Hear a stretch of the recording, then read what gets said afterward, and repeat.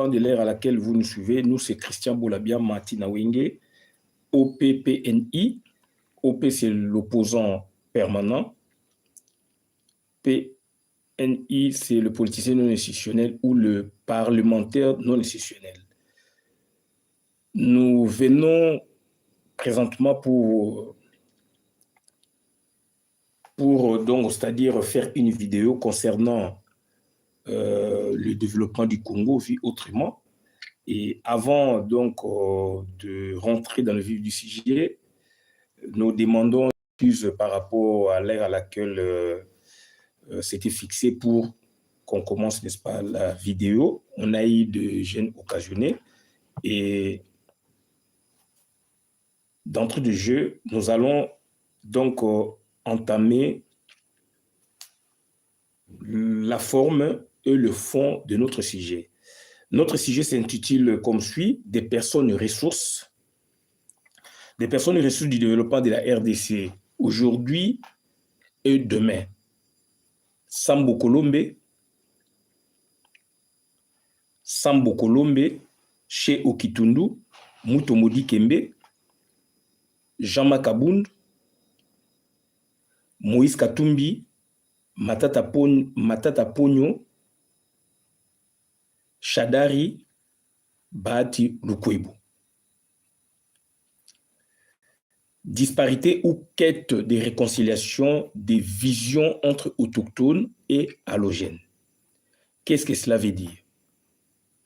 Nous vous prévenons d'avance qu'il s'agit d'un sujet transversal. Du fait de cette transversalité, nous vous demandons d'être indulgents à notre égard parce que nous allons transcender certaines réflexions. Nous allons procéder autrement, pas de façon linéaire. Donc, nous avons déjà fait des recoupements, puisque nous avons travaillé la vidéo, en fait le sujet, et que nous allons donc exposer en quelque sorte, puisqu'il s'agit d'une thématique qui concerne la gouvernance mondiale. On est sous la gouvernance mondiale. La gouvernance mondiale, c'est quoi? C'est gouverner sans le gouvernement habituel. Nous n'en sommes pas encore sortis. On est là. On attend les deux grandes puissances lorsqu'ils vont s'asseoir pour tracer, n'est-ce pas, les grandes lignes qui gouverneront cette fois-là le monde de demain. Tant que nous ne les obtenons pas, donc nous sommes sous le joug de la gouvernance mondiale.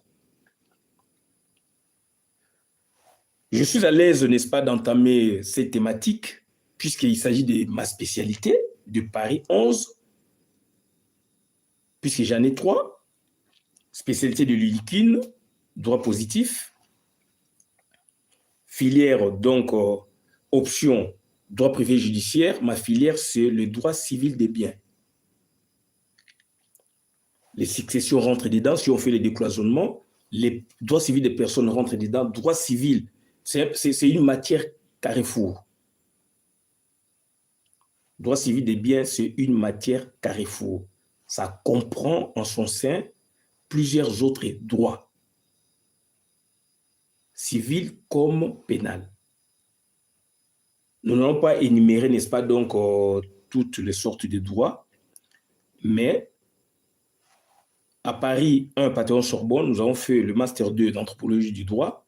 Là, cette fois-là, notre spécialité, c'est le foncier africain avant l'arrivée de l'homme blanc.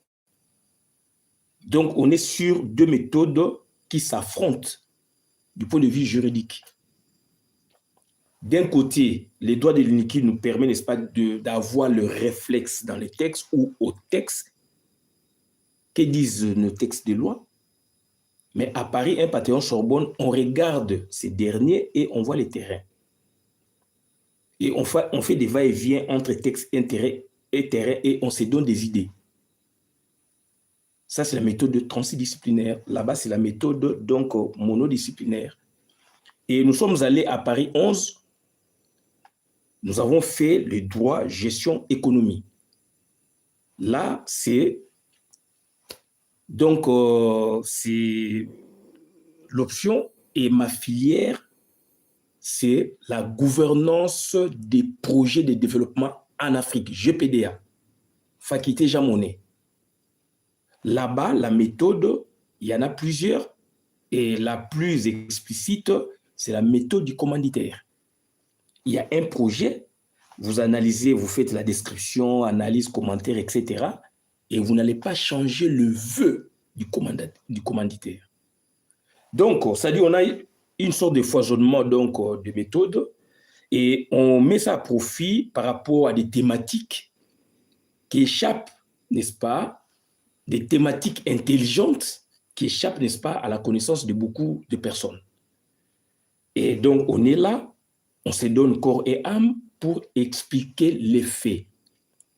Comme qui dirait, on décloisonne les savoirs scientifiques et politiques, puisque donc il y a intérêt de le faire.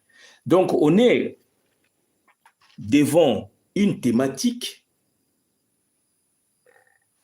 d'actualité, thématique donc phare de la gouvernance mondiale, gouverner sans le gouvernement habituel,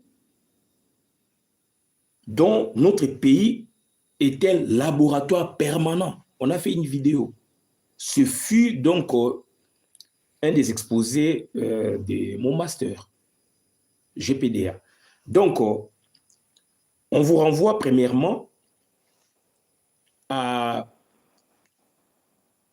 visionner pour la première fois ou à visionner à nouveau la vidéo intitulée « La RDC, premier laboratoire ou le premier laboratoire de la gouvernance mondiale en Afrique ». Donc, on est sous l'emprise des sociétés multinationales qui se confondent avec leurs États depuis le fondement donc, de l'URSS. Et notre master a été créé, c'est une science nouvelle, a été créé en 2003. En 2003, notre master a été créé. Donc, c'est-à-dire, suite aux guerres, aux pandémies, donc aux turbulences, la science évolue. Pour s'en convaincre, où sont les sciences coloniales? Il y avait des sciences coloniales, c'était des scientifiques qui venaient pour coloniser. Les Européens les ont construites pour des raisons évidentes de colonisation, d'occupation. Et après que la plupart des pays occupés aient été, n'est-ce pas, donc accéder à leur souveraineté internationale, ces sciences avaient disparu en sens que donc ça dit et se sont transformées, se sont mutées en sciences de développement. On n'en parle plus. Depuis 60, depuis les indépendances, il n'y a plus de sciences coloniales. Ce sont des sciences de développement.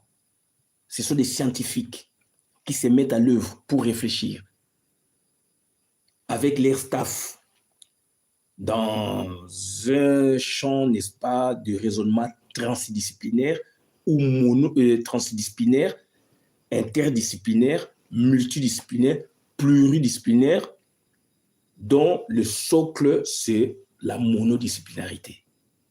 Donc, ça dit, ce faisant, on va voir aujourd'hui une thématique qui est ancrée dans notre pays. Autrement, cette thématique a beaucoup d'ailes ou beaucoup d'ailes et que nous appréhendons, nous autres, l'aile principale. Sinon, accessoire aussi donc à celle principale. Et ça s'inverse. D'un côté, on nous impose la guerre, c'est une des thématiques d'occupation. D'autre côté, on propose non seulement aux Congolais, mais aux gens qui les ont installés là, qui nous impose la guerre à travers nos voisins, par exemple, à travers les Rwandais, par exemple, à travers les Ougandais, par exemple, etc., etc. Vous vous souvenez donc de la première guerre mondiale d'Afrique centrale pour chasser Mobutu et installer, donc, c'est-à-dire leur hégémonie. Donc, d'un côté, on nous propose la guerre, d'autre côté, ils nous proposent donc un langage. D'autre côté encore, ils nous proposent autre chose. C'est-à-dire, le Congo est dans la turbulence. Notre pays est dans la turbulence. Il y a des messages codés qui se font. Et nous l'avons appréhendé. On les observait. Je fais une vidéo avec Robert Congo. Cette vidéo, donc, je l'ai mise en suspens il y a longtemps parce que ça ne rencontrait pas à l'époque la vision des Congolais, la vision des combattants. Et il y a un combattant qui m'avait fait la réflexion, c'est Star Leta. Peut-être il ne s'en souvient plus. Et quand j'avais vu cela, je l'ai mise en suspension ou en suspens. Et c'est cette vidéo, donc, on s'est dit, qui est d'actualité aujourd'hui, puisque le langage, on l'avait appréhendé. Ça fait aujourd'hui plus de 5 ans. Ça fait aujourd'hui, donc, plus de 8 ans, même 10 ans.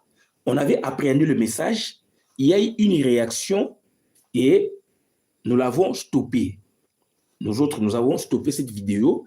La vidéo est sur ma chaîne. Et qu'aujourd'hui, cet élan se propage. Raison pour laquelle on vous parle, donc, c'est-à-dire il y a 2 sortes de raisonnements par rapport à l'occupation, ou 3 ou 4 sortes. D'un côté, on vous fait occuper par une guerre. D'autre côté, eux, ils font des démonstrations des développements, de la bonne gouvernance, dépassant même, donc, c'est-à-dire la compréhension du gouvernement, la compréhension étatique. Et donc, maintenant, eux, donc, c'est-à-dire les constructeurs de tels ouvrages sont en phase avec les mêmes acteurs, les grands occupants du Congo, avec les institutions internationales. Ce sont des institutions qui dirigent le monde. Et nous avons été donc ravis d'un côté et touchés d'autre côté parce que nous, Bantous, on ne voit pas le vrai jeu. C'est comme une magie, ça nous échappe. Et c'est Bahati Lukwebo. Son action posée chez nous au Congo qui m'a interpellé pour la énième fois. Raison pour laquelle hier ou aujourd'hui, je ne sais pas si il est quelle heure, donc aujourd'hui, donc c'est-à-dire le matin, j'ai fait une vidéo réactionnaire. Raison pour laquelle nous avons promis de faire une autre vidéo pour expliquer bien les concepts. C'est un langage codé. Mais moi, je les encourage d'aller dans ce sens. Pourquoi le font? Parce que nous les poussons aussi. Puisqu'en quelque sorte, nous les acquisons, n'est-ce pas, d'occupants. C'est-à-dire, ils ne sont pas en phase avec des Congolais. Eux, ils sont étrangers, ils sont rwandais, ils sont de l'Afrique de l'Est proche du Congo. Ils sont rwandais, ils sont tanzaniens, ils sont zambiens, ils sont ougandais, etc., soudanais du Sud. Ce sont ces gens-là qui sont donc en lien avec les grands occupants nous vous citons les États-Unis d'Amérique, nous vous citons l'Union européenne, avec ses démembrements autant des pays, nous vous citons l'OTAN, qui a mis notre pays à genoux. Et l'OTAN agit à travers des pays voisins du Congo. Donc, c'est-à-dire, c'est un enchantement d'un côté, d'autre côté, c'est une colère parce que les Bantous que nous sommes, nous ne comprenons pas. Et l'adage injecté d'il y a 20 ans, 30 ans aujourd'hui par Paul Kagame, ça s'explique. Beer, woman, music. On s'était insurgé contre cela, mais dans la pratique, dans la durée, ça se ressent et ça s'explique et ça se voit à l'œil nu. Que font les Bantous politiciens congolais? Est-ce qu'ils n'ont pas les mêmes avantages pécuniaires par rapport, n'est-ce pas, aux étrangers incrustés dans notre pays ou incrustés dans la politique du Congo? Est-ce qu'ils n'ont pas les mêmes avantages? Ils n'ont pas la même vision, n'est-ce pas, de développer le Congo? Est-ce que le gouvernement successif congolais a un projet de société pour faire développer, faire fonctionner de façon convenable la société congolaise ou l'État congolais? Puisqu'il s'agit de cela, donc le peuple attend cet aspect, n'est-ce pas, de développement, qui ne vient pas. Nous avons récolté donc quelques noms. En l'occurrence, Oncle Sambo Kolombe, il est professeur des universités. Nous l'avons apprécié par rapport à ses actions posées pas à Kinshasa, mais à Bassankoussou. Territoire donc de Bassankoussou. Nous avons aussi épinglé chez Okitounou, malheureusement nous l'avons donc taquiné le matin, mais on s'en excuse puisque c'est quelqu'un qui a travaillé aussi dans son fief dont il est ressortissant. Puisqu'il a construit un stade. Moi, j'avais vu la vidéo, donc je l'ai cherché en vain. Nous remercions aussi Mutomodi Kembe, le basketteur congolais, superstar mondial. Ce monsieur, il a investi beaucoup au Congo. À Kinshasa, il a fait un grand hôpital moderne à Massina. Et Mutomodi Kembe, il est allé encore plus loin dans le Kasaï, dans la province, dans le Congo profond, où il construit des écoles modernes, des grandes universités, des grands laboratoires, et il mise sur les sciences scientifiques, puisque nous l'avons suivi. Ça, ce sont les 3 Congolais, et auxquels nous ajoutons Jean-Marc Abound. Jean-Marc Abound, il est aujourd'hui emprisonné. Nous saluons, n'est-ce pas, ses efforts, ses élans. On a vu en Jean-Marc Abound quelqu'un qui veut développer aussi son pays. Et cette fois-là, à Kingabwa. Il était sur un chantier pour construire, n'est-ce pas, un grand stade à Kingabwa. Pour doter, n'est-ce pas, la commune délimitée donc, dans les quartiers Kingabwa en général, en particulier, et commune délimitée en général, d'un stade. Malheureusement, aujourd'hui, Jean-Marc Abound est emprisonné pour des raisons que nous ne voudrions pas, n'est-ce pas, évoquer ici.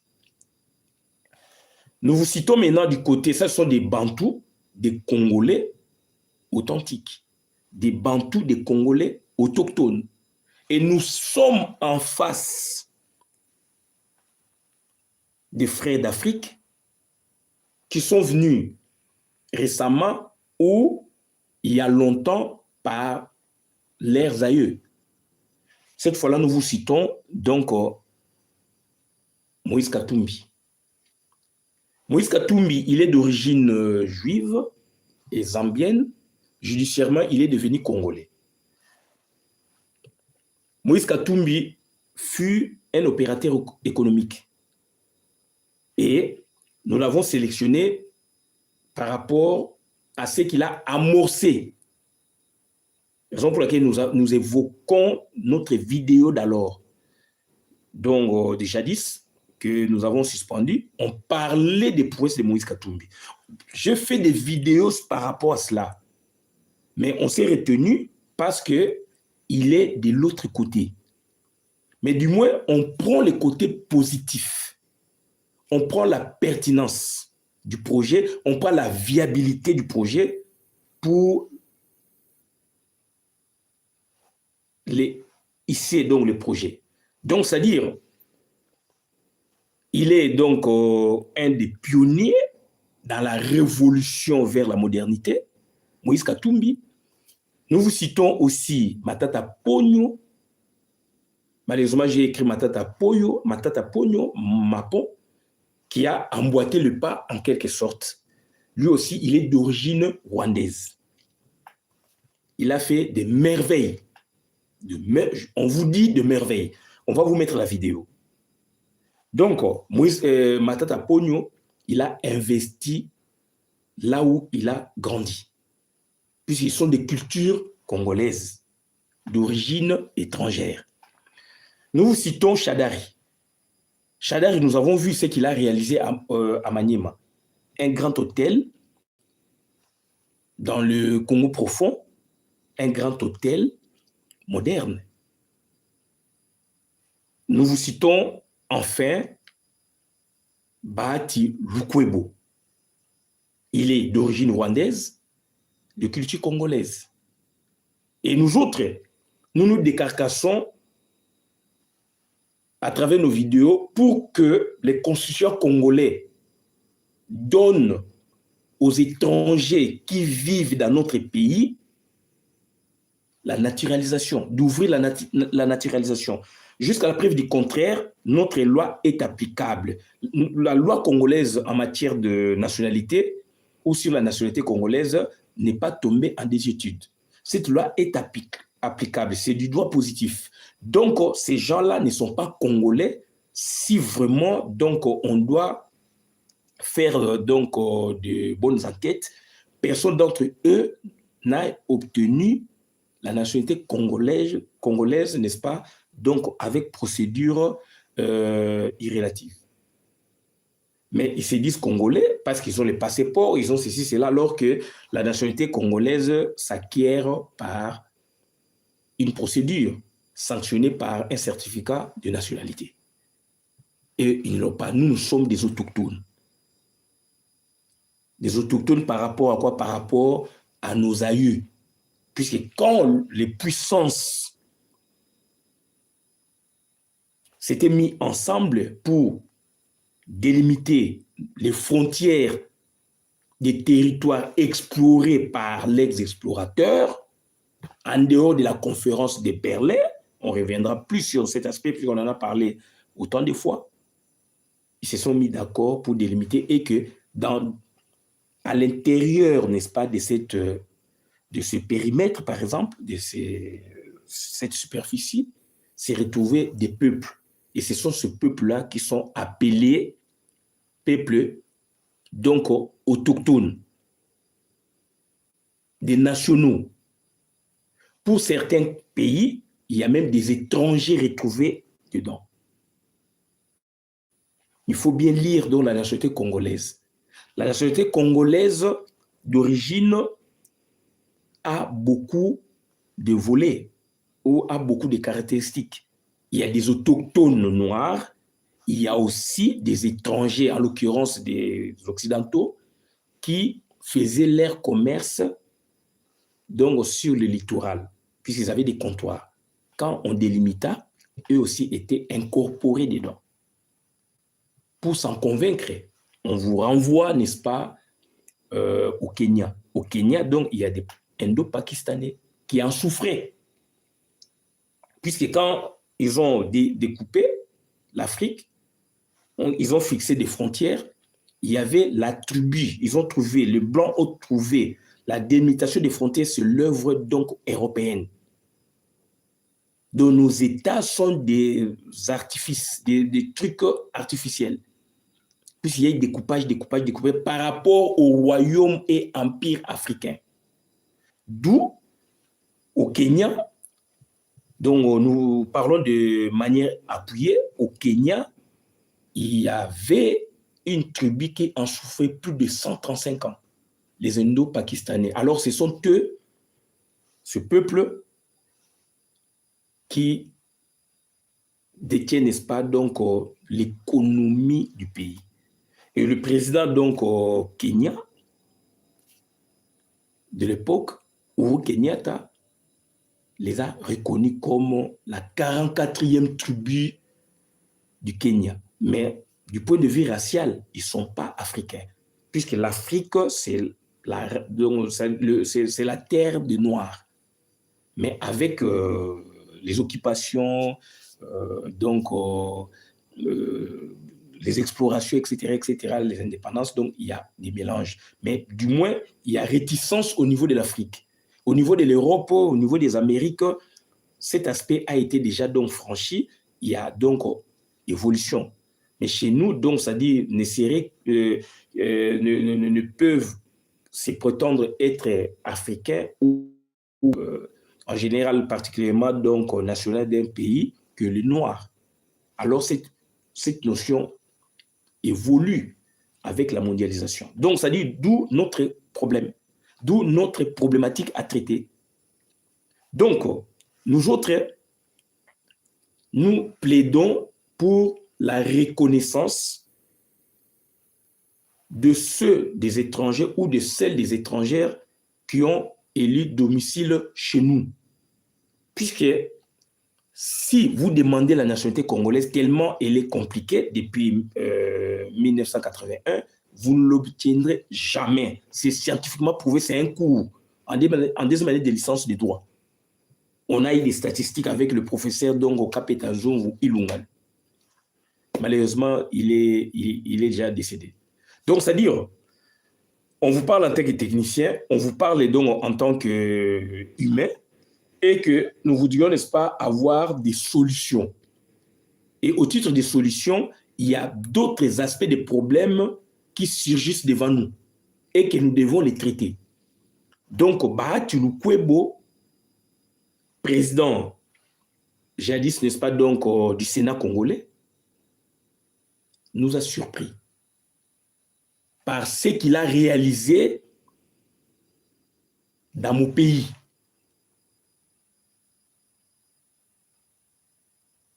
Qu'il appelle aussi son pays. Et nous devons préciser. Une précision s'impose, c'est que, donc, nous demandons, ça c'est notre démarche à nous, puisqu'on est donc progressiste,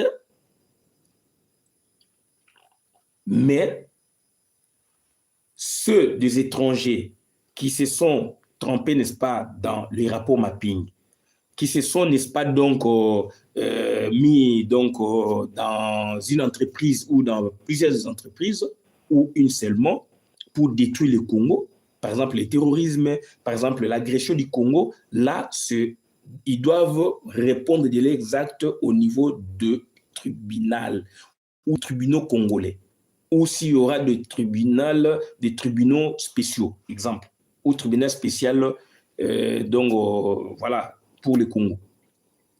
Donc, on est explicite en la matière. Mais du moins, nous avons, n'est-ce pas, donc le plaisir de parler des prouesses des halogènes. Bahati Lukwebo, des halogènes. Zoé Kabila, puisqu'on m'a envoyé, Laura Cause m'a envoyé aussi la vidéo de Zoé Kabila, ce qu'il a fait en peu de temps en tant que gouverneur de Lualaba, cette situation naguère irréalisable au Congo. Pourquoi eux, ils voient des choses, ils sentent les aspirations d'un peuple pour leur venir en aide en tant que gouvernants. Et alors, nous, Bantous, on voit autre chose. Nous citons Jean-Pierre Bemba. Nous citons Moïse, Mouzitou, Premier ministre. Son opposé ou son équivalent est Lamatata Pogno, Premier ministre. Est-ce que Mouzitou n'avait pas eu des avantages comme donc Mapon, Matata Pogno, pour développer son coin, pour développer donc Kikwit? Mais qu'est-ce qu'il lui a fait? Il a eu autant de maisons donc qui reviendraient, n'est-ce pas, à son nombril. Donc pour dire donc à sa famille. Mais quel est l'intérêt du peuple? Où est l'intérêt du peuple par rapport à Mapon? Mapon, il a construit un stade, il a construit des infrastructures modernes, des universités modernes. Nous avons les déclarations des prêtres congolais. Que font nos politiciens? Que font les Bantous?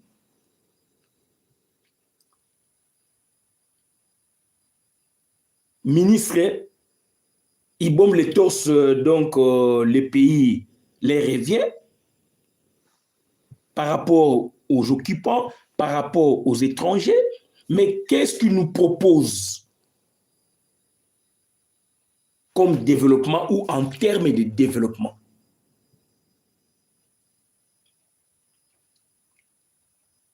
Ils n'ont pas de vision, il y a disparité entre eux, Bantous, comme nous autres, et les allogènes. Alors ces gens-là ont une mission. Leur mission consisterait, n'est-ce pas, à nous acquiser intelligemment. Raison pour laquelle j'ai aimé leur procédé. Et moi, je les ai capturés il y a longtemps.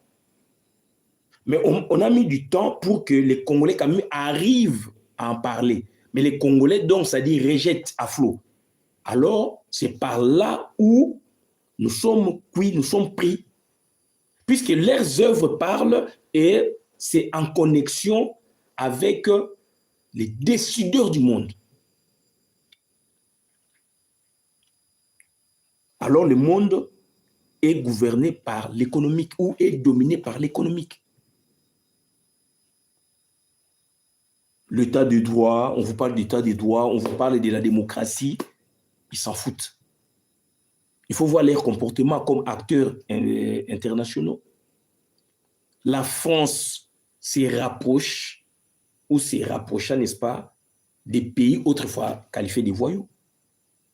Le monde arabe, on voit, pour cause de la crise du pétrole. On a vu Emmanuel Macron sillonner le monde arabe. Mais la France, l'Occident, les accusés d'État voyous. C'était sorti donc par la bouche de George Bush, 2003. On voit comment les États-Unis d'Amérique courent derrière la Turquie, courent derrière des pays qu'eux-mêmes avaient accusés d'État voyous. Donc, c'est-à-dire, nous, Bantous, on ne comprend pas la marche du monde. On est sur des archétypes modernes, dépassés, et qu'on tente pas donc d'en faire des nouveaux logiciels, alors que c'est décalé. On ne veut pas s'accommoder. Et ça, c'est une science. C'est un master. Gouvernance des projets de développement en Afrique.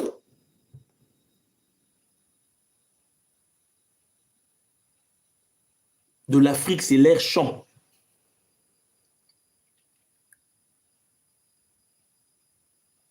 L'Afrique, c'est leur Eldorado. Mais tellement ils avaient donc ils téléguidés par moment, il y a plus de 40 ans, 50 ans, ils téléguidaient donc nos dirigeants, et que la Russie maintenant vient nous ouvrir un peu les yeux.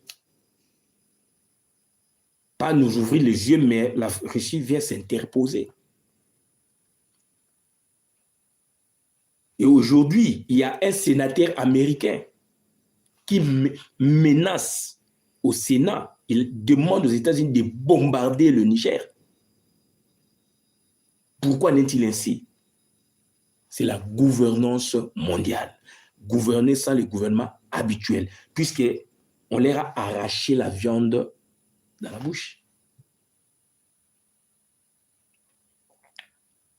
Donc, c'est-à-dire, on va vous mettre une vidéo, la vidéo de Bahati Lukwebo. Ce monsieur est merveilleux, mais je le critique, puisqu'il est étranger, mais il a apporté du développement tentaculaire dans mon pays.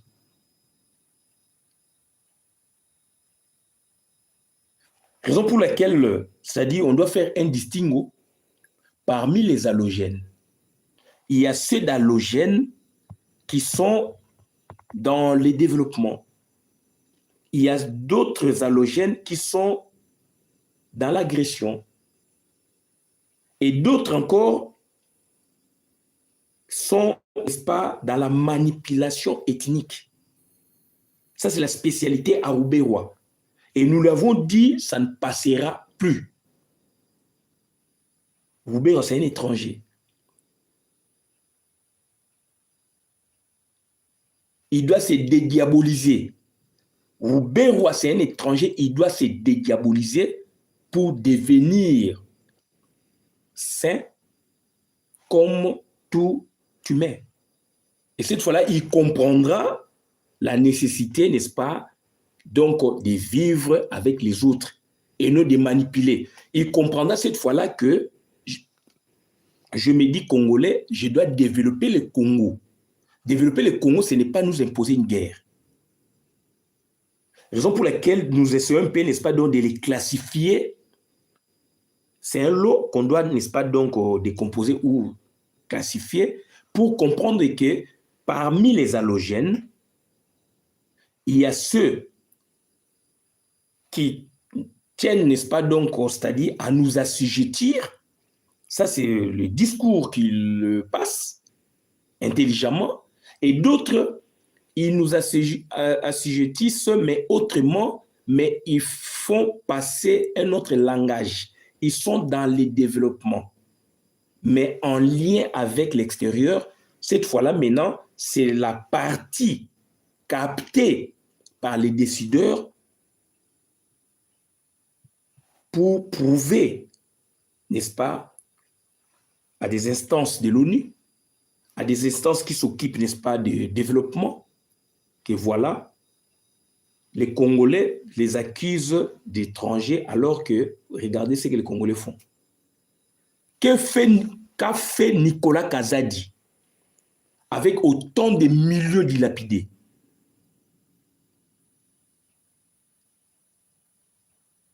Et les Congolais, qu'est-ce qu'ils font?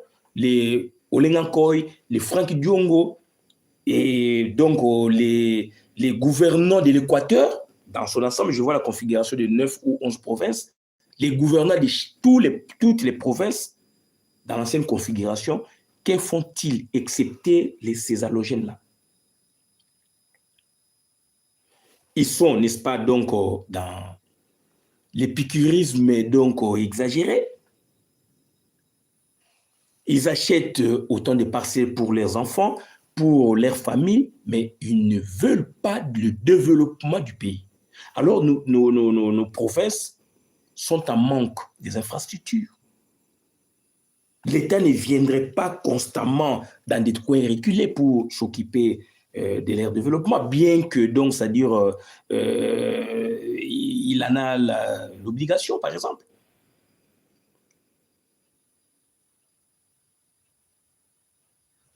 Qu'a fait Mouzitou avec des millions de dollars empochés ou volés? Et d'autres voleurs, là, les halogènes, regardez ce qu'ils ont fait avec du vol. Mais là, ils nous transmettent notre discours. On les qualifie de voleurs, alors ils se disent Congolais, ils y restent, et dans l'entretemps, ils sont soutenus par les décideurs du monde. Et raison pour laquelle ils achètent partout. Ils quittent les lieux sur lesquels on peut dire que bon, leurs aïeux donc, avaient transité par là et qu'ils se sont dit, bon, ils sont du coin. Ils quittent ces coins pour s'éparpiller à travers le Congo, pour acheter des terres par-ci par-là, afin de nous apporter ce que Bahati Lukwebo a fait, ce que donc Mapon a fait, mais dans la durée. Puisqu'ils auraient déjà acquis des parcelles de terre. Et 10 ans, 20 ans après, avec l'évolution du temps, puisqu'ils font ça avec donc carnival du travail, ils peuvent mourir aujourd'hui et que leurs enfants, les représentants vont, n'est-ce pas, donc s'occuper de leurs œuvres, etc., etc. Est-ce que, je me pose la question, est-ce qu'on leur interdit de développer leur pays? Hier, j'ai vu l'avocat du diable, Cyprien Ouit, le vieux que je salue en passant, il a envoyé une vidéo de la vente d'une des grandes écoles privées du Congo, se trouvant, n'est-ce pas, donc à Limete, donc en face de l'église Saint-Dominique. École Massamba. Cette école est vendable à 18 millions de dollars.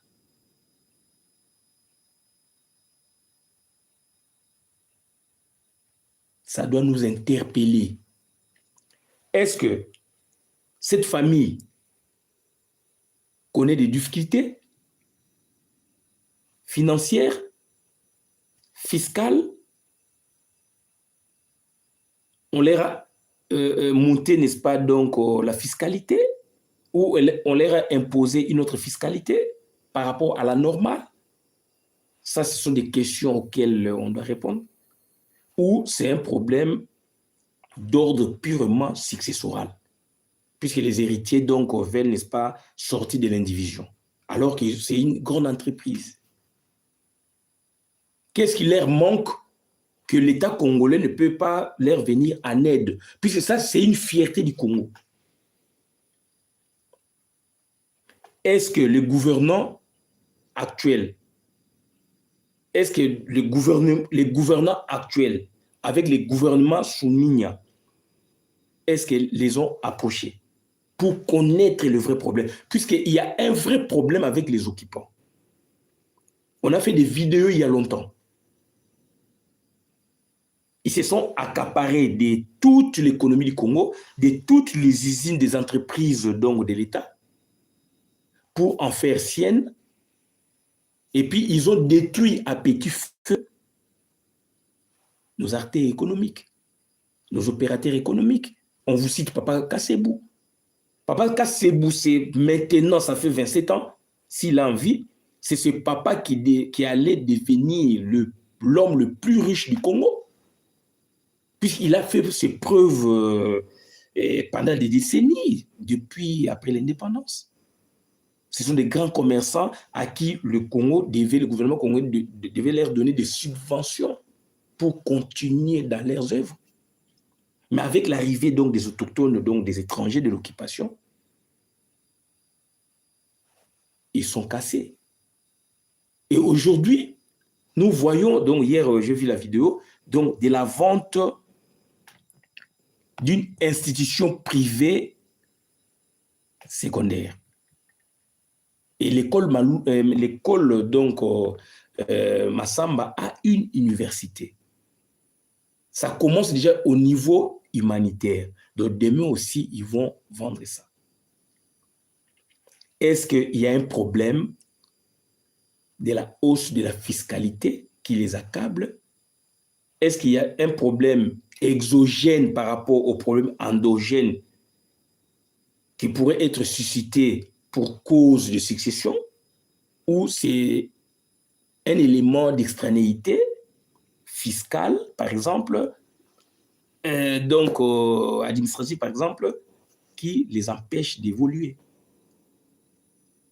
Est-ce que le gouvernement congolais, on se répète, a envoyé une équipe d'experts pour approcher cette famille, pour connaître le mot qui ronge cette famille, le mot qui pousse cette famille à se débarrasser de leur patrimoine.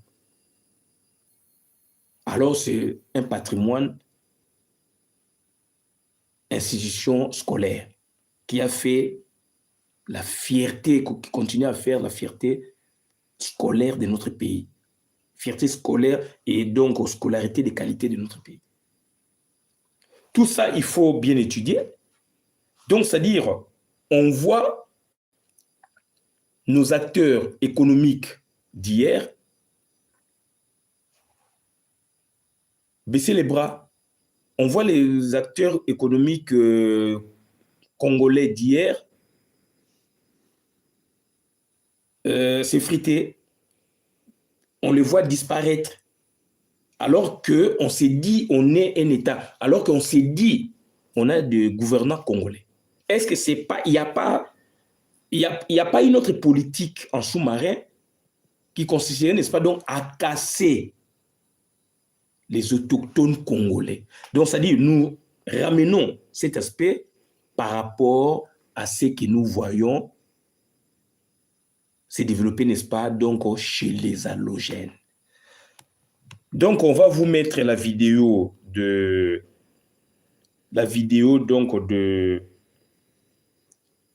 on va vous mettre la vidéo donc de Bahati Lukwebo. C'est cette vidéo qui m'a donné matière à réflexion. C'est un langage, un grand langage. Ce qu'il a fait, c'est ce qu'aurait pu faire l'État congolais. Et l'État congolais est absent. Et ce sont les privés, mais la plupart des privés, donc, sont donc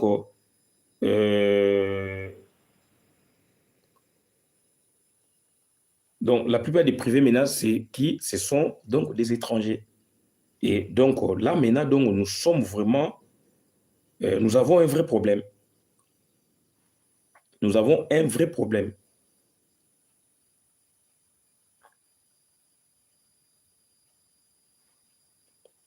Donc nous allons un peu, nous allons tenter, n'est-ce pas, donc de faire, nous allons tenter donc de vous balancer cette vidéo, de vous balancer quelques vidéos pour voir ce que Matata Ponyo a fait, ce que Sambo Kolombe a fait dans Bassankusu, ce que Mapon a fait. On peut s'arrêter qu'à 3 personnes là. Ce que Mutomodi Kembe a fait, malheureusement, je n'ai pas eu la vidéo. Donc, c'est-à-dire, ce sont des prouesses, mais il faut faire un distinguo. Les Congolais qui se distinguent sont peu par rapport aux allogènes. Puisque les allogènes, eux, ils se mettent vraiment, donc, c'est-à-dire en route du développement tentaculaire. Ils sont prêts, ils le font. Mais alors, ils gagnent le même salaire, ils gagnent les mêmes avantages que les Congolais. Mais les Congolais sont dans autre chose. Et c'est là où les dangers nous guettent. D'où nous avons compris le message de nos frères occupants qui se réclament donc de la société congolaise.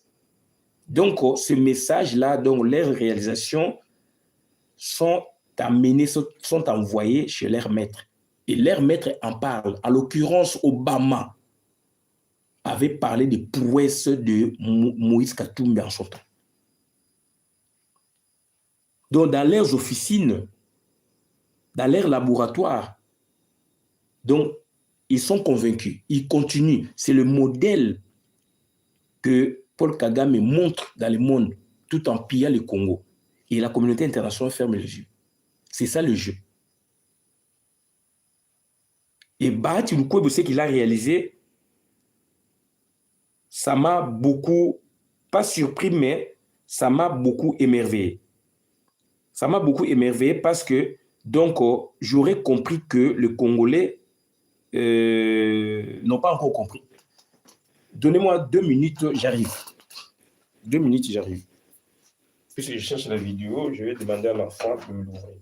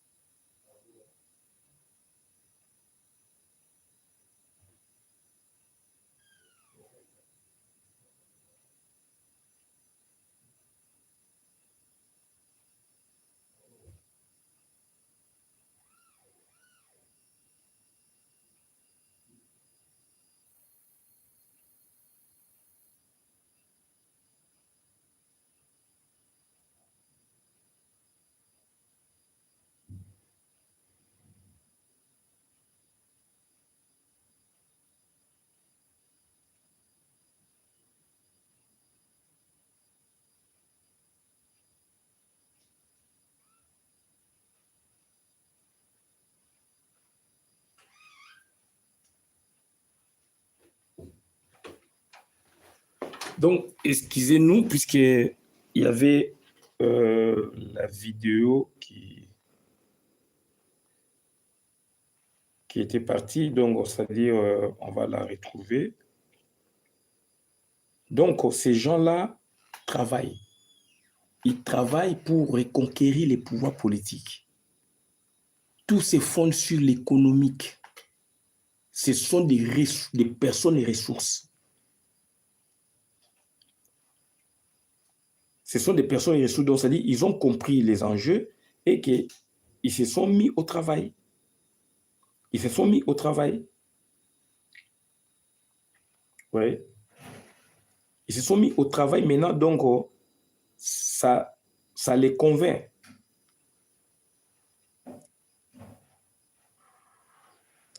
En fait, ça, c'est pas un truc.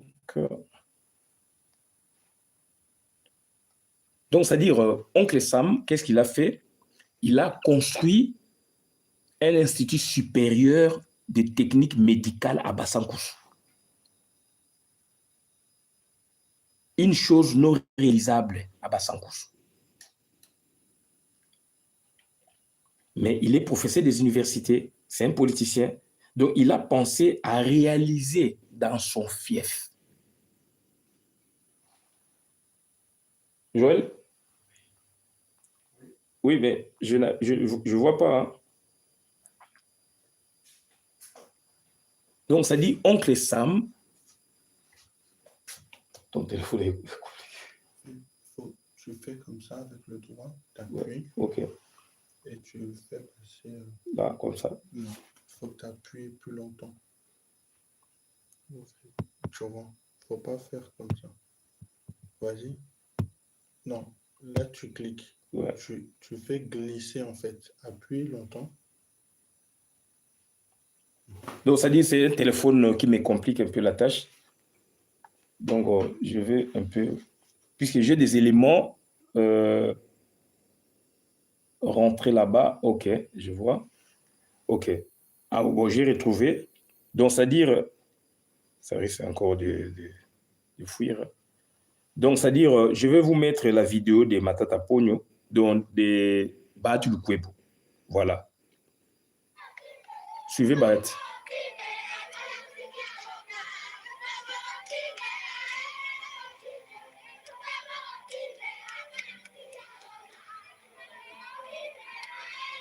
C'est bon.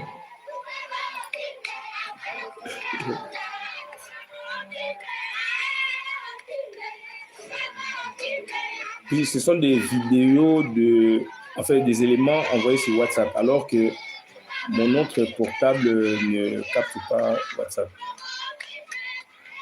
puisqu'on n'est pas connecté sur WhatsApp. Ça, c'est Matata qui Bat Lukwebo. Regardez ce que Bahati Lukwebo va faire.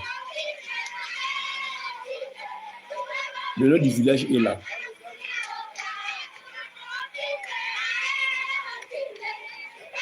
Je suis flatté.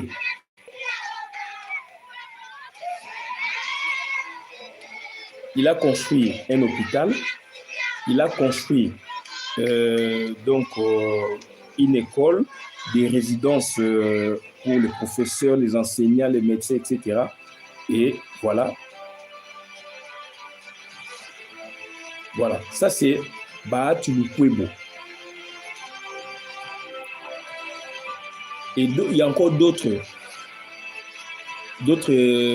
ouvrages en chantier.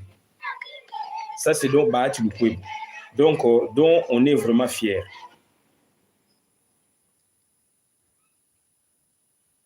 Donc, dont on est vraiment fiers. Ça c'est Bahati Lukwebo.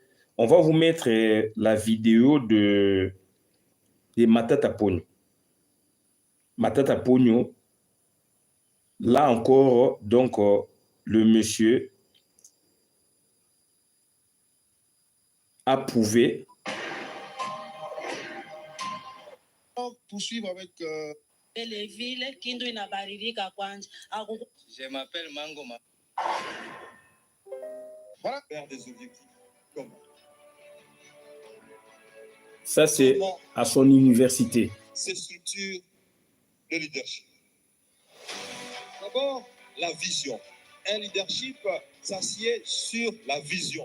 Un leadership sans vision n'est pas un leadership de qualité. Voilà. Il faut aussi définir les objectifs parce que justement, la vision paraît abstraite. Définition des objectifs a l'avantage de pouvoir circonscrire la vision. Oui. Il y a des objectifs globaux. Oui. Il y a des objectifs intermédiaires. Voilà. Exemple, voilà. Si vous voulez avoir un pays développé, il faut savoir qu'il y a des étapes. Il y a la méthode. Oui. Comment vous allez atteindre justement la méthode. Mais la méthode seule ne suffit pas. Il faut des techniques. Oui. La technique fait allusion au savoir-faire. Voilà. À l'art. Comment on atteint un objectif. Camarades étudiants, voilà donc le secret d'un leadership de qualité. Que le leadership de qualité seul ne suffit pas. Il faut une gouvernance. Gouvernance. On ne veut pas de gouvernance. Des projets. Par un ensemble de textes, un ensemble d'institutions qui évitent par exemple la fraude, corruption, le détournement. Lui, il a détourné, mais il a pris l'argent des détournements et il les a, n'est-ce pas, mis en œuvre pour réaliser ces infrastructures. Je suis docteur en droit et à l'université Marine-Ngouabi de Brazzaville. Que fait?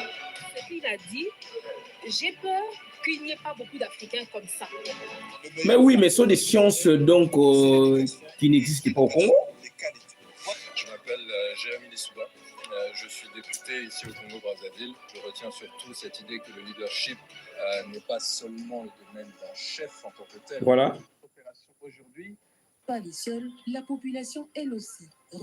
Avec ce collaborateur qui a mis en place toutes ces infrastructures, vous savez que la préoccupation de l'Église, c'est le bien-être de la population. Et tout ce qu'on a vu ici, c'est pour servir la population. Quand les évêques prennent des positions sur les questions sociopolitiques, ce n'est pas qu'ils veulent devenir des ministres, des députés, le président de la République. C'est pour amener nos dirigeants à pouvoir servir le peuple de Dieu qui est sous les responsabilités pastorales.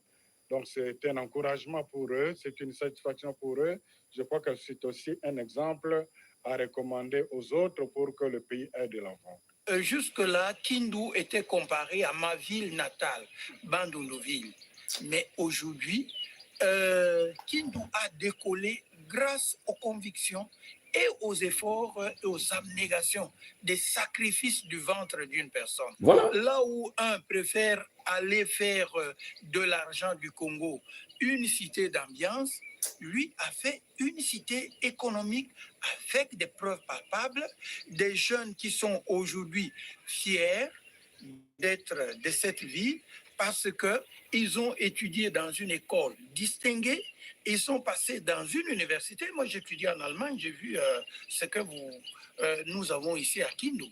Donc, en fait, c'est une copie conforme de la prétention allemande d'être une ville, un pays d'excellence. Et c'est ça que M. Matata a transposé ici.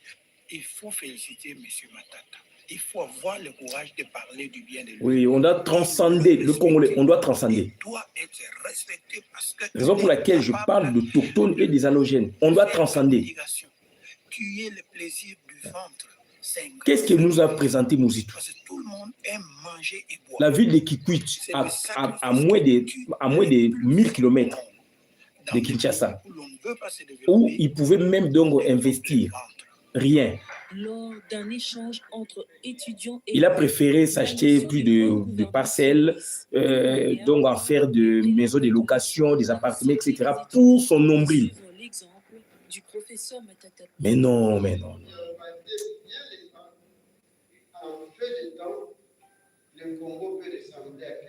Voilà. Mais il tient beaucoup compte sur une bonne gouvernance, malgré la science que vous faites, il faut bien la gérer.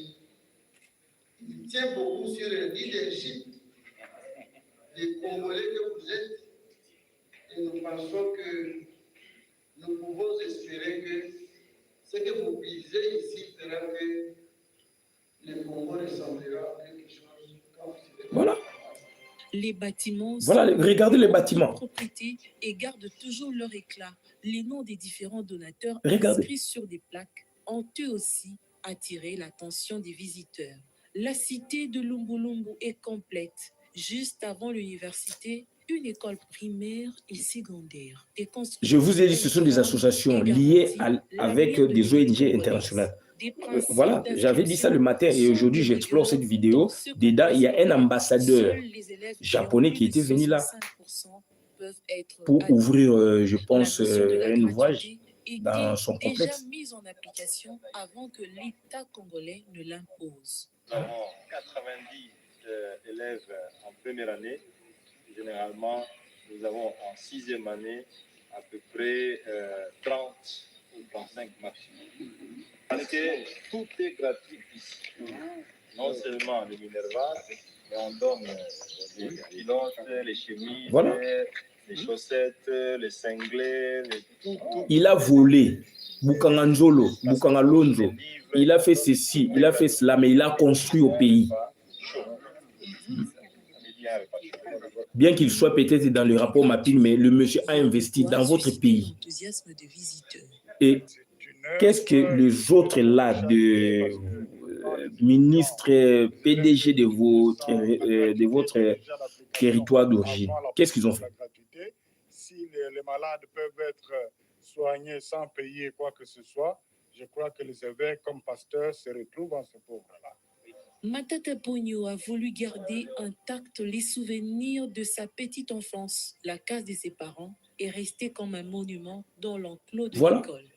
Voilà le type de maison dans laquelle j'ai grandi et je suis né. Et j'ai laissé, on a cassé toutes les maisons en paille qui étaient, mais au moins celle-là, on l'a gardée comme musée pour montrer d'où je viens. Voilà. C'est pareil. Des chambres là-dedans. Ça, c'est dans son village. Moi, quand j'ai vécu, je n'avais pas de ça. On se mettait dehors, sur les chaises, un peu comment. Il n'y avait pas de ça. Et là, il n'y a pas de ça. Pas de formation sans une bonne santé. Le centre de santé Lumbulumbu, l'un des meilleurs du pays, doté d'un personnel qualifié et des matériels de dernière génération. Oui, ça c'est le scanner qu'on a ici en Europe. Bien équipé, un scanner ici. Oui, scanner. La consultation et la prise en charge sont assurées gratuitement aux nécessiteux.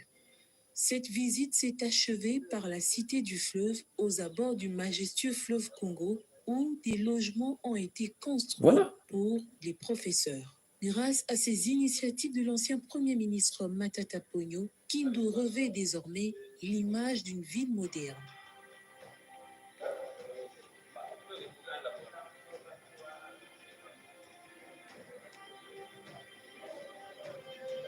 Chers Congolais, on doit casser Ces des clivages. réalisations sont à mettre dans l'actif de sa fondation qui a orienté ses actions dans le social pour le bien-être de la population.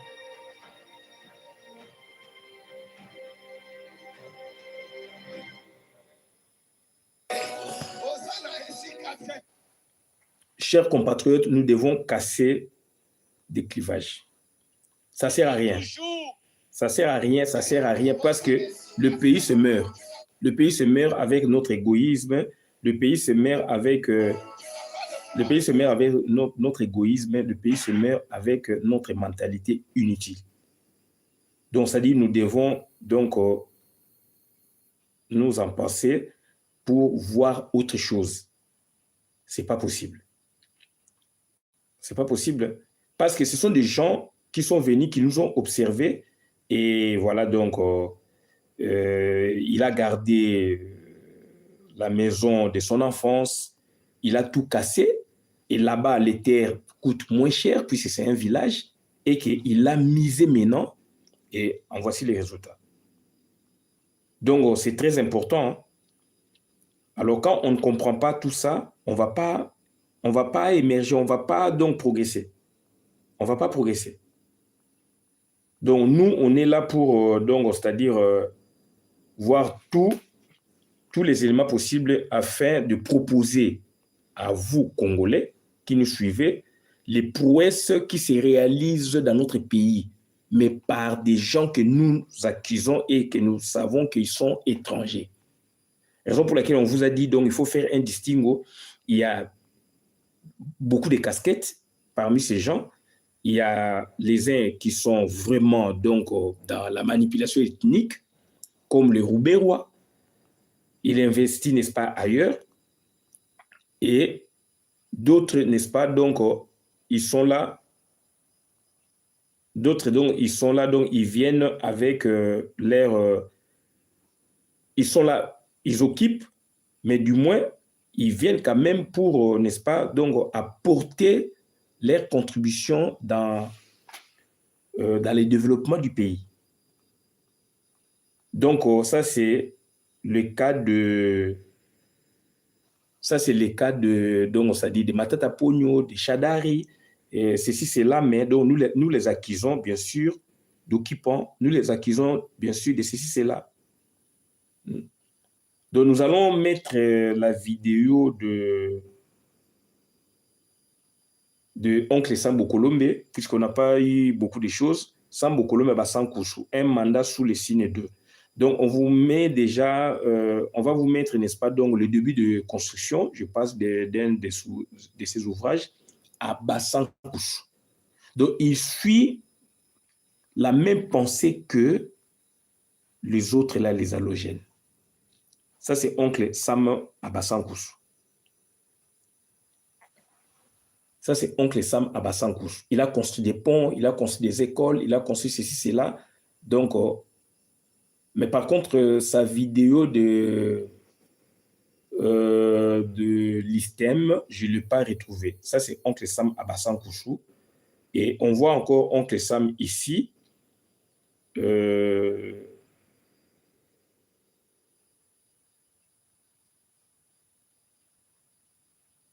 On voit Oncle Sam à Basankusu. Non, c'est parti. Donc, du moins, c'est-à-dire, on vous a montré la vidéo de Oncle Sam. Oncle Sam, c'est un professeur des universités. Lui aussi, il est pris, n'est-ce pas, donc, d'amour pour développer le Congo, développer Basankusu. Il a construit beaucoup d'ouvrages, dont le dernier en date, c'est l'Institut supérieur des techniques médicales, ISTEM, à Basankusu. Et ça aura des impacts au niveau des environs, n'est-ce pas, donc, de Basankusu. Et quand on parle des environs dans nos contrées, c'est des centaines de kilomètres. Les gens viendraient, n'est-ce pas, de centaines de kilomètres pour suivre les cours, puisque c'est un institut. Donc, il y a aussi centre médical, etc. Il y a un hôpital qu'il a construit. Donc, ça dit les gens viendront pour suivre des cours, puisque c'est un institut supérieur privé, et puis les gens viendront pour obtenir des soins de qualité. Oncle Sam Bokolombe, pénaliste, conseiller, juge, c'est pénaliste. Et donc,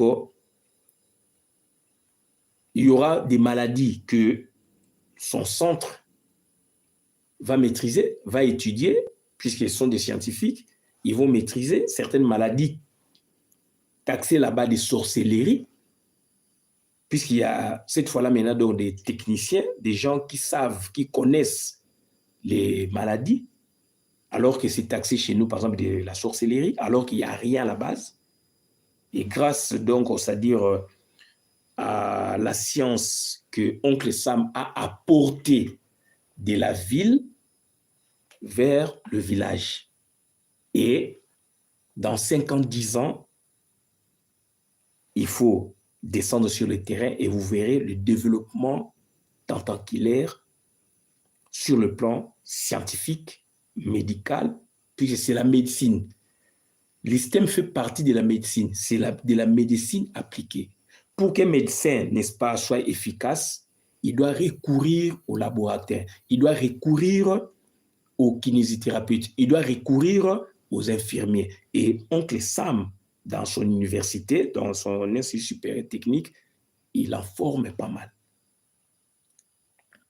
Donc voilà un peu donc, le genre d'homme que nous voulons. Voilà un peu le genre d'homme que nous souhaitons, n'est-ce pas, donc, être auprès d'un chef de l'État. Mutomodi Kembe, on vous a cité. Donc, ce sont des gens qui doivent, n'est-ce pas, entourer le chef de l'État. Les Bahati Lukwebo, les Moïse Katumbi, les Matata Pogno, les Sambo Kolombe, les Jama Kabound, les Mutomodi Kembe. Ce sont des gens, ils sont nombreux, mais nous avons pris un échantillon pour faire face, n'est-ce pas, donc, aux halogènes qui tentent de nous faire passer le message sur le plan interne et sur le plan international. Et sur le plan international, cette fois-là, maintenant, ça grille le Congo. Puisque là, maintenant, il y a du comparatif entre le peuple, puisque les Américains, les Occidentaux savent que dans tel pays, il y a tel peuple. Et ils les ont injectés pour des causes évidentes, n'est-ce pas, du développement. Et qu'eux, ils saisissent l'opportunité pour montrer à leurs maîtres qu'ils sont là à suivre le canevas du travail. D'un côté social, mais surtout en province. D'autre côté, il y a donc l'agression. Donc, Oncle Sam est là, ça c'est Bassan Kouchou. Ça c'est le pont jeté par Oncle Sam. Il y a un deuxième pont jeté par Oncle Sam. Je pense celui-là avec Kepi. Donc, il y a...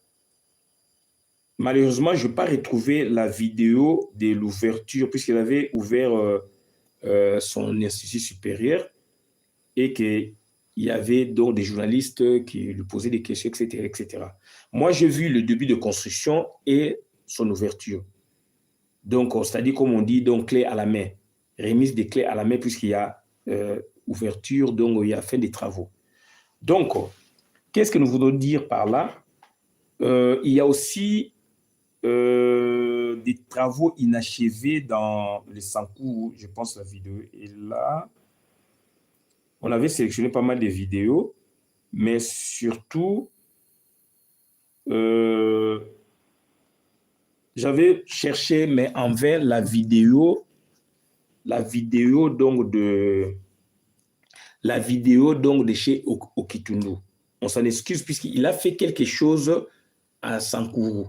Oui, donc ça dit Lodjaou, Sankourou, Kataoko, mais donc dans le coin, donc dans le territoire de ses origines, il a fait de grands forages d'eau. On avait vu à l'époque, il a fait un terrain transformé en stade.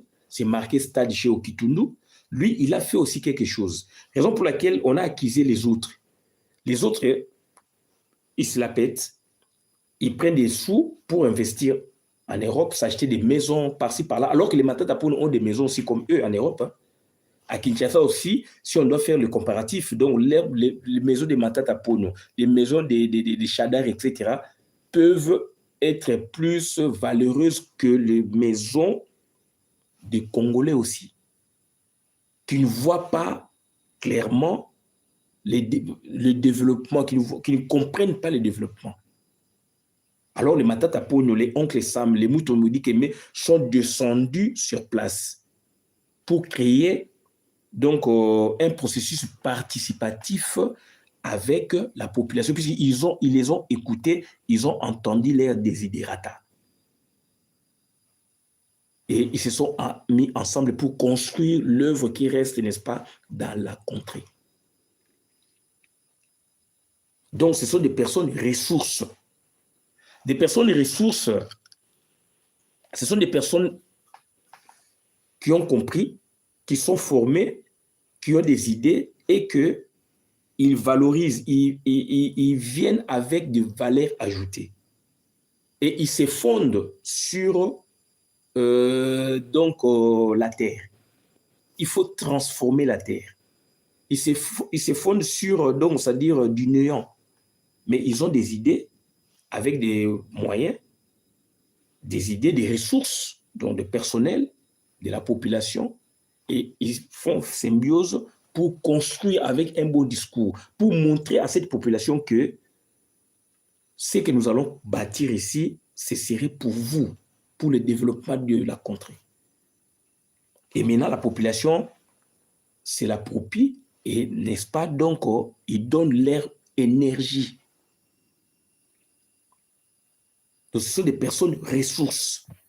Et comparativement, donc, aux Rwandais, qui ont donc, c'est-à-dire, soit ils viennent avec des intérêts politiques, puisqu'ils sont téléguidés, soit ils le font parce qu'ils ont aussi cet ADN. Ils auraient cet ADN. Mais cet ADN, si eux, ils ont, pourquoi pas nous?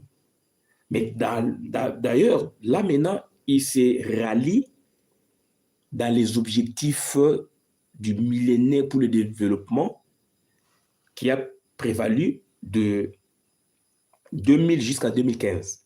Et à partir de 2015 jusqu'à 2030, on est sur l'emprise des objectifs pour le développement durable. Donc, rentrons, n'est-ce pas, dans les objectifs du développement durable, on vous parle donc de l'éradication, n'est-ce pas, donc de la pauvreté. On vous parle donc, c'est-à-dire donc de l'eau. On vous parle de la scolarité. On vous parle donc, c'est-à-dire du développement, des aspirations du peuple. Des objectifs pour le développement durable qui vont de 2015 jusqu'à 2030. Ce sont les objectifs arrêtés par l'ONU. Raison pour laquelle nous vous disons, ces gens-là, quand ils construisent, donc, c'est-à-dire, ils sont liés avec les ONG internationales. Ils ont des rattachements avec le monde occidental. Raison pour laquelle, donc, la vidéo de Matata Pono est explicite à la matière. Donc, ce sont des ONG, c'est une association au préalable, et puis, donc, cette association a des ramifications avec l'international. Donc, ils sont appuyés, soutenus par des décideurs. D'où, au regard des Congolais, les décideurs préféraient travailler avec ces gens-là, des allogènes, qu'avec des Congolais. Et ça a des liens aussi, puisqu'ils sont des institutions internationales, ça a des liens avec la Banque mondiale, le Fonds monétaire international, l'ONU, l'OMS, l'UNESCO, etc., etc. Que font les Bantous?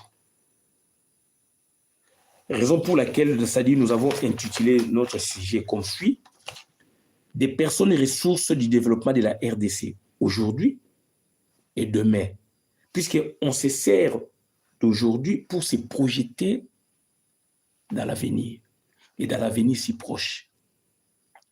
Et eux, ils ont compris. Soit ils sont téléguidés, soit ils sont de bonne foi, mais ils ont compris. Et ils se disent Congolais. Et ils ont investi dans le Congo.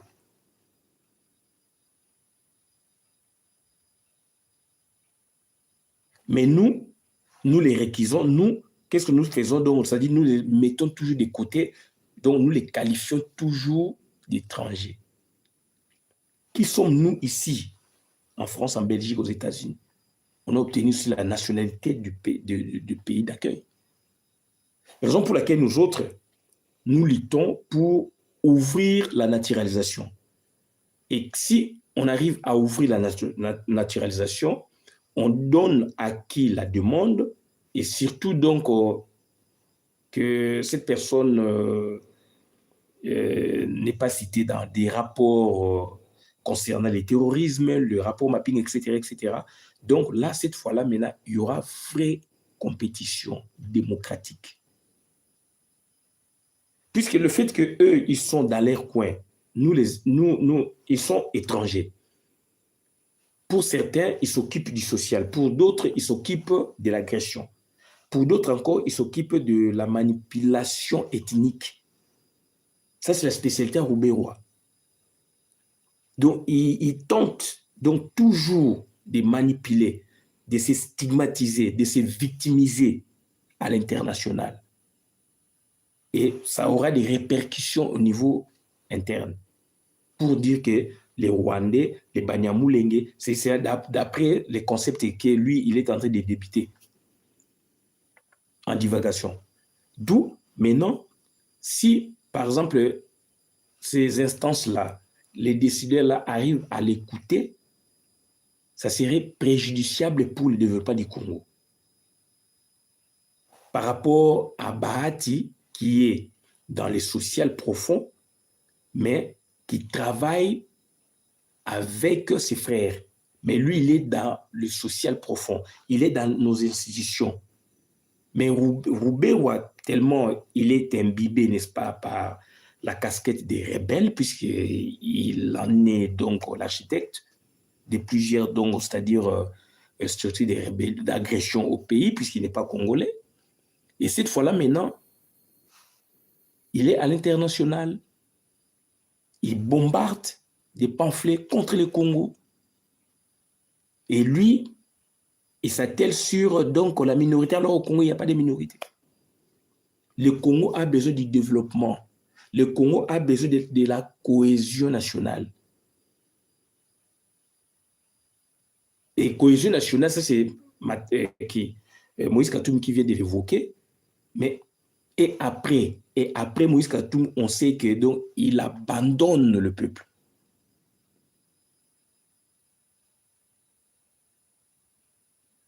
Donc, telle a été notre réaction. Telle a été notre réaction par rapport à l'action positive ou aux actions positives que posent, n'est-ce pas, les halogènes en face de nous, autochtones, bantous. Qu'est-ce que nous faisons? Qu'est-ce que Jean-Pierre Bemba a fait du comparable comme Matata Ponyo? Jean-Pierre Bemba fut vice-premier ministre, vice-président de la République. Qu'est-ce que Mouzito a fait de positif dans le cadre social et entré, n'est-ce pas, donc au public national, dans son coin, le Bandundu?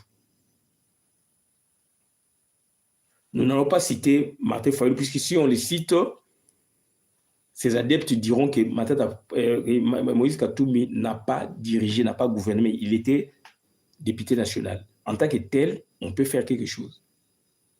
Pour eux, diriger, c'est avoir le ministère pour voler ou faire quoi. Mais par contre, nous aurons appris que Vital Kamerhe, lui, il investit chez lui à Siangungu. Moi, je me demande, que font nos politiciens de l'Équateur? Mbandaka est abandonné. Mbandaka n'a pas de stade. Il y a intérêt abandonné. Mbandaka n'a pas de structure adéquate. Alors, Mbandaka, c'est Kokilativille. C'est une des grandes villes coloniales. Mais regardez maintenant la physionomie de Mbandaka par rapport à Maniema. Il n'y a pas photo. Mais ils sont là nombreux. Les Ngala, les Mongo, les Ngom, ils sont là nombreux. Je vois la configuration des 9 provinces. Qu'est-ce qu'ils font? Rien. Qu'est-ce qu'ils ont fait? Rien, jusqu'à la preuve du contraire. Mais les gens tels que le Matata Pono, tels que le Bahati Lukwebo, ils ont transformé leur coin. Ils ont transformé le monde.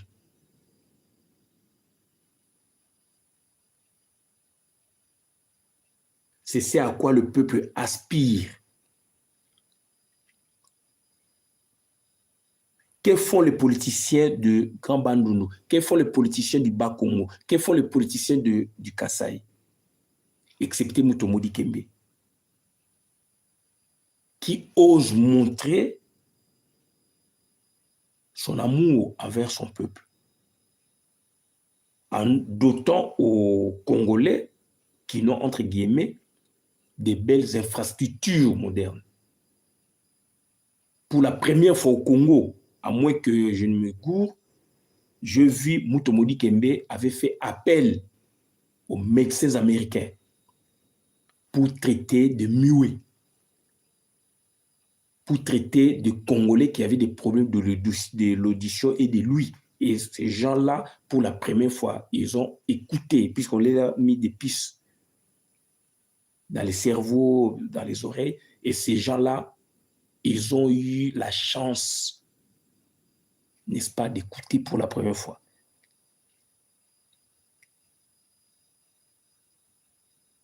Peut-être donc ça a débouché aussi sur le langage. Nous avons vu donc les Américains descendre dans les centres de Mutomodi Kembe à Massina pour traiter des malades frappés de cécité, de cataractes. Pas cécité, mais de cataractes. Et après, ces gens-là commençaient à voir. Tout ça était au fruit de Mutomodi Kembe. Ça, c'est la gouvernance des projets de développement. Et aujourd'hui, Mutomodi Kembe, il est sur un grand projet gigantesque dans les Kasaï profonds. Il construit des écoles modernes. Et il dit bien chez lui, dans son école, il n'y aura que des sections scientifiques. Il a vécu beaucoup aux États-Unis d'Amérique. Il en sait pourquoi il est dit.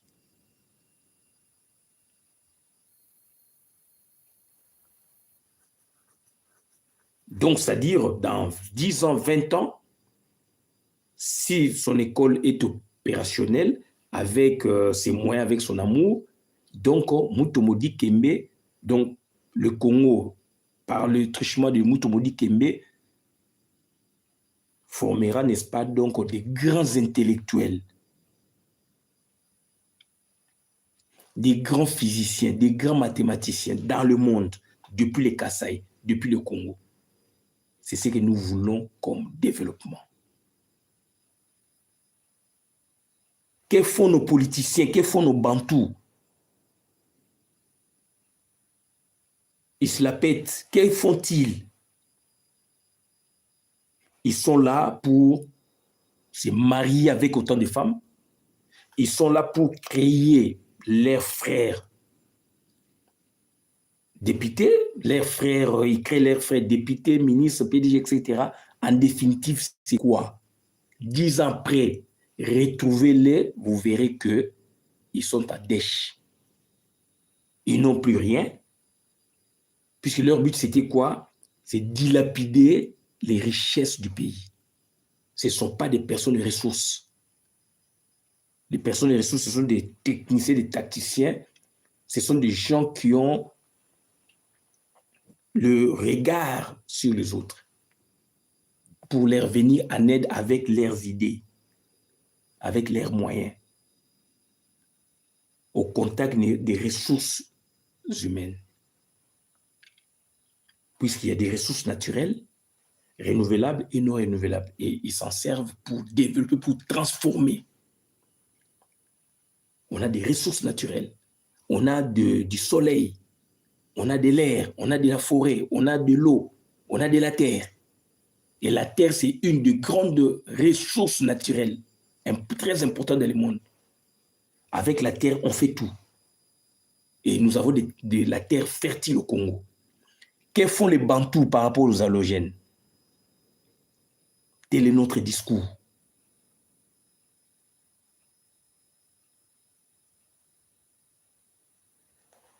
Voilà, chers compatriotes, nos visions sont diamétralement opposées avec celles des halogènes. Ces halogènes qui s'orientent vers le social, dont les résultats sont frappants, dont les résultats sont vraiment donc incontestables sur le terrain, nous devons les féliciter. Nous devons transcender, dépasser nos clivages vis-à-vis des gens qui nous aiment, vis-à-vis des gens qui développent notre pays. Contrairement aux halogènes qui tiennent à détruire notre pays. Exemple des Roubaix-Rois. Il est là pour donc manipuler les ethnies. Après avoir manipulé les siennes, chez eux, donc il y a 3 ethnies. Enfin, il n'y a qu'une seule ethnie, Banyarwanda, subdivisée en sous-ethnies. Il y en a 3. Donc ces réflexes, il veut les transposer chez nous. Alors chez nous, on a plus de 450 tribus. La raison pour laquelle on lui a dit son discours ne passera pas, c'est révolu. Nous voulons des gens qui nous amènent du développement. Les Congos n'attendent que cela.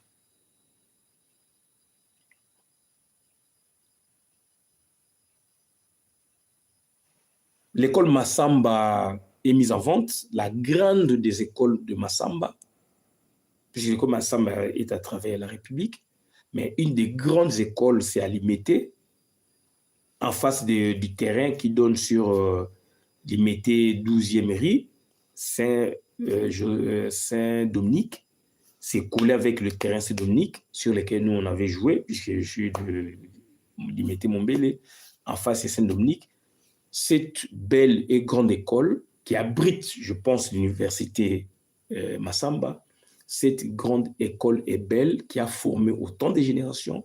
Cette école est en vente. Cette école se vend à 18 millions. Qu'est-ce qui ne va pas chez les Massamba? Il y a un des Massamba Roger, il fut mon professeur. Il m'a donné cours en première année graduée à droit et Nikine. Un grand scientifique. Il y a un Massamba, je pense son aîné, qui est député national, il est dans l'UDPS. Nous disons, qu'est-ce qui ne va pas dans la famille Massamba? Est-ce que la vente proviendrait de leur consentement ou la vente proviendrait par rapport à des éléments extérieurs qui les poussent, n'est-ce pas, à vendre? Par exemple, la hausse de la fiscalité, puisque les occupants le font, ils l'ont fait donc à l'endroit de beaucoup de nos acteurs économiques, raison pour laquelle nous nous attardons sur le cas Massamba. C'est une grande référence ou un grand référent, n'est-ce pas? Donc, formateur, puisque Massamba, c'est un acteur scolaire. Massamba, donc, c'est une marque déposée. C'est un grand acteur scolaire de l'enseignement au Congo, Qu'est-ce qui ne va pas chez les Massamba? Est-ce que ce sont des occupants qui leur imposent d'autres mesures administratives et fiscales très élevées, ou ce serait un problème d'ordre successoral? Telle est notre conception de voir les choses, et par là, nous clôturons notre intervention d'aujourd'hui, consistait, n'est-ce pas, donc à vous montrer des personnes ressources au Congo. On a pris 15 petits échantillons pour les mettre, n'est-ce pas, donc en face d'autres échantillons des Rwandais, Ougandais, Burundais même, qui résident chez nous et qui se réclament de la nationalité congolaise. Mais ce sont ces gens qui nous apportent une sorte de développement. Et le développement, ce n'est pas la guerre. Le développement, c'est la transposition de la vie des gens par des actes matériels posés. Et ce sont des gens qui vont à la rencontre de la population. Ils entendent les desiderata pour leur apporter des solutions. En face des allogènes, on a des Congolais. Nous avons cité le cas de Mutomudi Kembe, le cas de Jama Kaboun, avec son stade, donc il a fait un truc déjà donc, à Kingaboua. Nous vous citons Oncle Sam Bokolombe à Bassankousou. Ils sont nombreux et ce sont des échantillons. C'est une matière transversale, une matière donc qui dépasserait, n'est-ce pas, l'entendement de beaucoup de gens, raison pour laquelle donc on s'est mis à l'œuvre pour expliquer, puisqu'il s'agit aussi de notre option. Il s'agit de notre option parce que la gouvernance des projets de développement en Afrique, c'est une science nouvelle. C'est-à-dire, ce sont les États, à travers leurs firmes internationales, puisque les États sont à la recherche des matières rares par rapport, n'est-ce pas, à leurs industries spatiales, les industries militaires, etc. D'où la guerre est là. Et ça a débuté depuis le fondement de l'URSS. Et aujourd'hui, l'URSS était donc démembrée. L'URSS était démembrée et que la Russie a pris, n'est-ce pas, donc de l'envol. Et on voit aujourd'hui la Russie, n'est-ce pas, donc s'est décidé autrement par rapport à une ligne tracée d'il y a 5 ans, 6 ans, etc. Donc, on s'est dit, on est sous le joug de la gouvernance mondiale et que nous devons attendre lorsque les grandes puissances vont s'asseoir pour tracer les règles qui gouverneront le monde de demain. Et ça aura des impacts sur le Congo. Le fait qu'il y a ce vide-là, ça aura des impacts sur les pays du monde. Le fait qu'il y a ce vide-là et nous ressentons donc des conflagrations un peu partout.